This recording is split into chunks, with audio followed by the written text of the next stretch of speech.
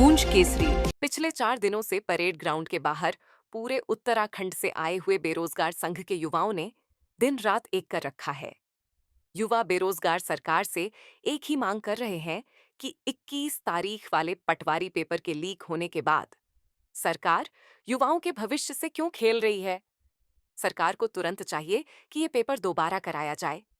हालांकि प्रशासन ने कार्रवाई करते हुए आरोपी खालिद को गिरफ्तार कर लिया है, लेकिन बेरोजगार संघ के युवा अपनी मांगों पर अभी भी डटे हुए हैं। आरोपी खालिद ने बताया था कि उसकी योजना में उसकी बहन साबिया शामिल थी, जिसकी विवेचना पुलिस द्वारा की गई। अभी इनिशियली वैसे तो पत्राचार किया गया है, ऑफिशियली लिया जाएगा, लेकिन ये पता चला है कि वो सारे क्वेश्चंस नहीं कर पाया था। इसने खुद भी जो बताया कि लगभग 40 के आसपास इसने अटेम्प्ट किया है, उसके मार्क्स भी काफी कम है।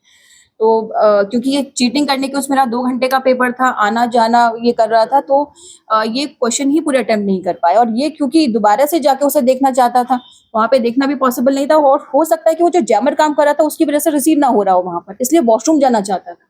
ऐसा है कि इसके द्वारा जो 4 सेंटर भरे गए थे, उसका यही उद्देश्य था कि कहीं पर मैं जहां पर इजीली ऐसी कोई डिवाइस जो फोन है उसे कहीं में प्लांट कर सकूं।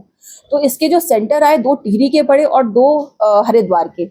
जो ये वाला सेंटर है इसके घर के काफी पास था और इसका देखा हुआ भी था, तो इसलिए इसने वहां पर जाके देखा। इसे पता था कि आसपास खेत है, इसने वहां पे जाके इसलिए प्लांट कर लिया। देखिए, सुमन ने अभी तक जो बातें बताई हैं, और जैसे मैंने आपको बताया भी कि साबिया का जो रोल है पूरी तरह से क्लियर, जो साबिया सुमन के स्टेटमेंट में, उसके फोन से मिले तथ्यों में, ट्रांसक्रिप्ट में क्लियर हो गया था।